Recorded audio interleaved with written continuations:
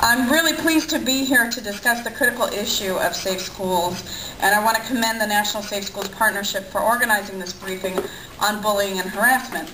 Particularly, I want to thank Eric of the Gay, Lesbian, and Straight Education Network for his help in organizing this and for helping brief my staff, and he's provided an immeasurable amount of expertise to them on the issue.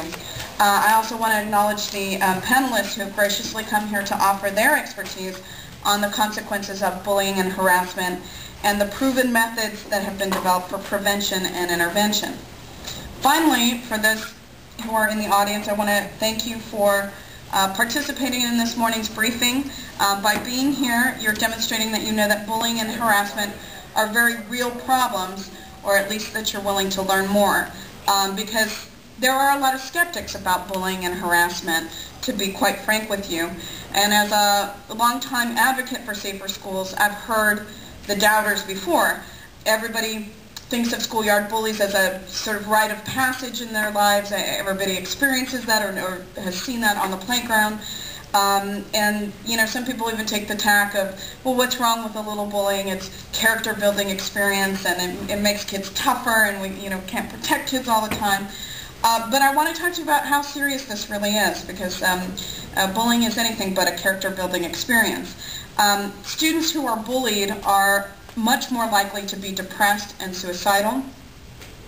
And among boys who admitted to bullying others at least once a week, more than half of them carried weapons in the last month.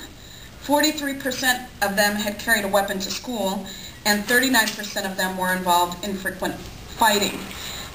But what is perhaps more disturbing is the fact that these days we're not only dealing with traditional face-to-face bullying on school playgrounds, but we're also trying to combat this new arena of cyberbullying, which, you know, if you're an old-timer like me and didn't grow up with the internet or cell phones or pagers in high schools, it's sort of a novel idea, but basically that's what's happening these days.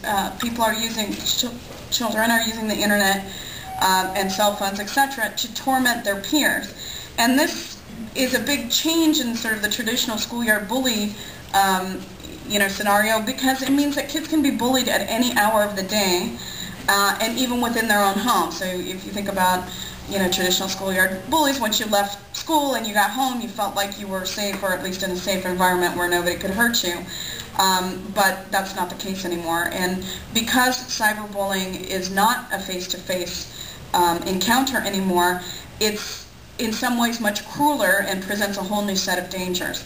Perhaps most shockingly, harassment and bullying have been linked to 75% of school shooting incidents, including the recent tragedy at Virginia Tech.